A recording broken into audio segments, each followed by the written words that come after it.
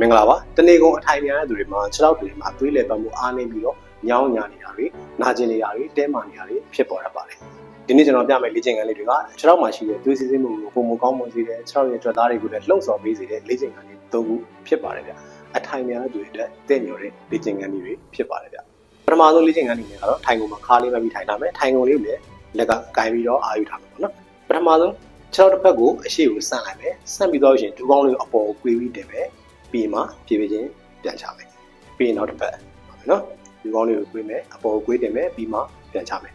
ပြီးရင်နောက်တစ်ဖက်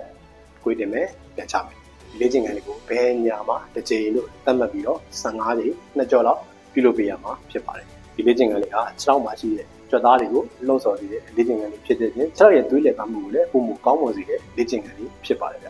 ဒုတိယလေ့ကျင့်ခန်းလေးကတော့ chair squat to calf raise ဖြစ်ပါတယ်အရင်ဆုံးလက်ကလေးကိုကိုယ်ခုံမှာ crossing ပေါ်နဲ့ရှက်ထားမယ်ခါလေးမှတ်ထားပြီးမှပေါင်အားတင်မအားနဲ့ဒီလိုထားလိုက်မယ်ပြီးရင်ခြေပါးလေးထောက်မယ်ပြီးရင်ပြန်ချမယ်ပြီးမှခုံမှာပြန်ထိုင်မယ်ဒီလေ့ကျင့်ခန်းလေးကို15ကြိမ်3ကြောလောက်ပြုလုပ်ပေးရမှာဖြစ်ပါတယ်ဒီလေ့ကျင့်ခန်းလေးကပေါင်တွေတင်မားတွေခြေစုံတွေကြွက်သားတွေကိုလှုပ်ဆော်ပေးတဲ့လေ့ကျင့်ခန်းလေးဖြစ်တဲ့အပြင်ခြေထောက်မှာသွေးလည်ပတ်မှုပုံမကောင်းမအောင်ထောက်ကူပြုတဲ့လေ့ကျင့်ခန်းလေးလည်းဖြစ်ပါတယ်ဗျတတိယမြောက်လေ့ကျင့်ခန်းလေးကတော့ခုံနဲ့လက်ချင်းဆိုင်လေးရပ်ထားပြီးရင်ခါလေးထောက်ထားမယ်ဒီပေါင်ရင်းက hip flexor ကြွက်သားတွေကိုအားဆိုင်ပြီးတော့မှခြေထောက်လေးနဲ့ခုံပေါ်ထိမယ်ပြီးရင်ပြန်ချမယ်နောက်တစ်ဖက်ထိမယ်ပြန်ချမယ်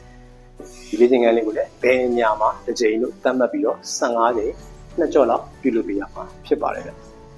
ဟုတ်ကဲ့ကျွန်တော်အခုပြခဲ့တဲ့လေ့ကျင့်ခန်းလေး၃ခုကတနေ့ကိုအထိုင်များတဲ့သူတွေမှာဖြစ်လို့ရှိတယ်ခြေထောက်တွေလေးလံနေတာတွေခြေထောက်မှာသွေးစီးဆင်းမှုလျော့နေနေတာတွေအတွက်ပြန်လည်ကောင်းမွန်လာစေဖို့အထောက်အကူပြုမဲ့လေ့ကျင့်ခန်းလေးတွေဖြစ်ပါတယ်ဗျလေ့ကျင့်ခန်းလေးတွေကမိတ်ဆွေတွေအဆင်ပြေမဲ့အကျိုးရှိမယ်လို့ကျွန်တော်မျှော်လင့်ပါတယ်ဗီဒီယိုလေးကိုစုံနဲ့ကြည့်ပြီးတော့လည်းအားလုံးကိုကျေးဇူးတင်ပါတယ်ကျွန်တော်ကတော့ကိုလူလေးပါပေါင်200ကျော်တဲ့သူတွေနဲ့အလုပ်များလို့လေ့ကျင့်ခန်းအတွက်အချိန်မပေးနိုင်တဲ့ busy professional 900ကျော်ကိုအိမ်မှာနေရင်ပြန်လည်ကျန်းမာလာစေခဲ့တဲ့ rehab system နဲ့ကိုညီလေးပြပေးနေတဲ့ fellows guide တယောက်ဖြစ်ပါတယ်